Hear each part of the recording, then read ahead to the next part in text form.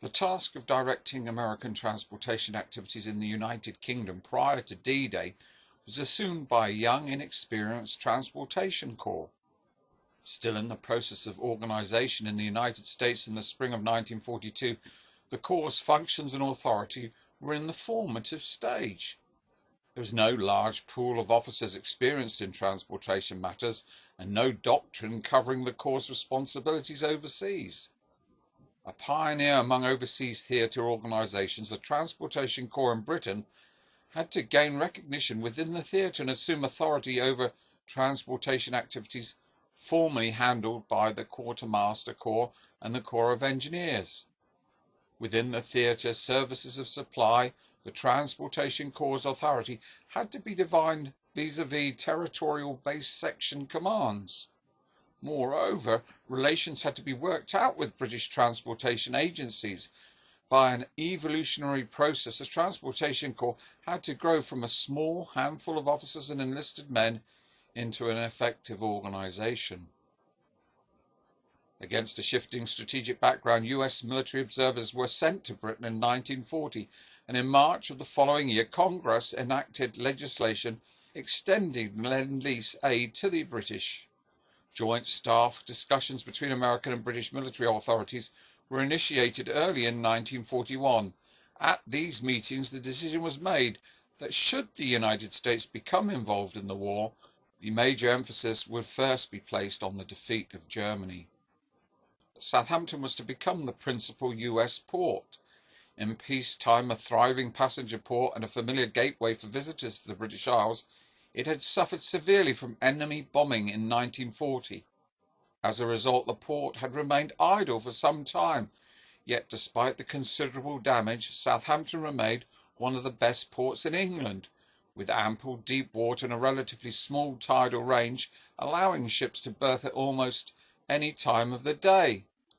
There were 7 graving docks and over 7 miles of quayside.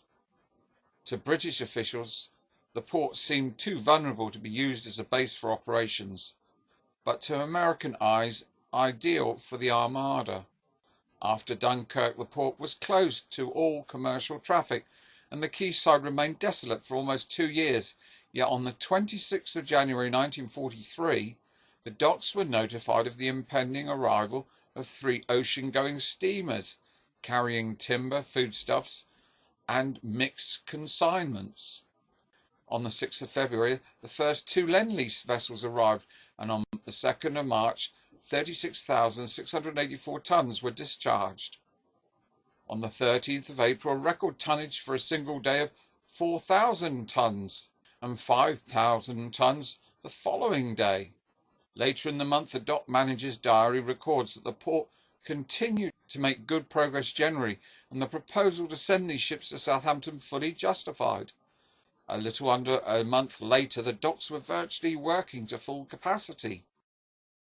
In reality, it was the incremental approach adopted by the US Army that was to vindicate their choice and to lead to the decision to reopen the port in the summer of 1943. According to the memoirs of the US Army adjutant to the port commander of Southampton, William R. Elhert, when the 14th Port arrived in Southampton, they took over the maritime chambers in Commute Road, the former Cunard building, before moving to a wing of the Civic Centre, the Town Hall. They were initially a complement of 24 officers representing 10 branches of the Army and approximately 130 enlisted men. The aim was twofold: firstly, to expedite the turnaround time of Liberty ships and delivery of their cargo of tanks, trucks and munitions to the storage area on Salisbury Plain, and secondly, to prepare for the port of Southampton to become the focal point for use of American and British forces. This was to be achieved with the cooperation of British stevedores, which was critical to effect the fast turnaround. Ports to the east of Southampton were for the sole use of British invasion forces, with the target of Caen in eastern Normandy, and ports to the west were to be operated by the Americans, since their target was the Cherbourg Peninsula and harbour. The London office descended on Southampton and took over the operation of the dock facilities to be used jointly. The build-up of US troops and vehicles before D-Day was handled through Southampton and Portland Weymouth, although Falmouth and Plymouth were also used in the early stages. The marshalling of units in the areas that backed these sports began before D-Day, and when the invasion was postponed from the 5th to the 6th of June, although the British temporarily halted their troop flow, the Americans continued to move units from concentration areas to marshalling camps and embarkation points. This led to the first signs of congestion. US activities at Southampton was crowded with marching columns of US troops and long convoys of vehicles, tanks and other materiel. At the outset, the port experienced a serious shortage of personnel, and there was not enough vessels and craft to lift all the forces moving into the port area. The week that followed was attended by congestion, confusion, and a temporary loss of control of the mounting machinery. In the first few days, movement from the sausage camps conformed to the US First Army's build-up priority tables, but thereafter the tactical situation dictated frequent changes. At Southampton, loading tables issued by sector headquarters before the arrival of units proved erroneous, so that all planning and loading had to be effected after the units had arrived and after the actual number of troops and vehicles could be determined.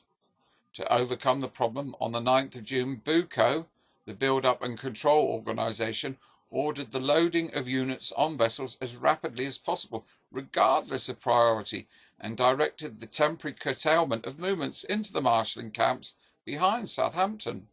Units were then moved into embarkation points and loaded on ships and crafts as rapidly as they became available. Embarkation was accomplished on short notice and often without a benefit even of hurriedly prepared plans. In some cases, no records were kept of these loadings, a deficiency that might have proved serious had shipping losses occurred. Outloadings of personnel and vehicles reached a peak in July 1944 and continued at its busiest through September. During this period, there was some simplification of organisation and procedures in the southern base section, with one change: marshalling Area C, which funnelled units into Southampton, turned over to the 14th Port. From the 6th of June to the 6th of September 1944, 686,868 personnel were embarked at the port, and 140,303 vehicles loaded aboard a variety of landing craft and ships. Throughout this period, the port facilities were shared by the Americans and the British on a day-to-day allocation made in accordance with the tactical needs. In recognition of his service as Chief of Movements for the US Army Transportation Corps at the time in the Southampton area, and his involvement in the cross-channel landings in France, Colonel Mayer of the US Army Transportation Corps was awarded the Order of the British Empire, an OBE. Similarly, Colonel Kaiser, also of the US Army Transportation Corps, was awarded the OBE. According to his citation, during the build-up of forces using the port of Southampton, when the troops of both nations often used the same marshalling and transit camps, the greatest coordination was necessary. Yet both during the build-up and since, the liaison and cooperation between the British and American forces in the Southampton area was excellent. To a very large extent, this was due to the personal efforts of Colonel Kaiser, who was always most anxious to cooperate, and his relations with the Royal Navy, police, local authorities, Southern Railway, and Harbour Board were equally cordial and helpful. The 14th major port of the US Army Transportation Corps was also honoured by the Mayor and Town Council with the freedom of Southampton, allowing them to march through the town with bayonets fixed, drums beating, and colours flying. The phrase overpaid, overdressed, oversexed, and over here was often applied by Allied troops to US GIs.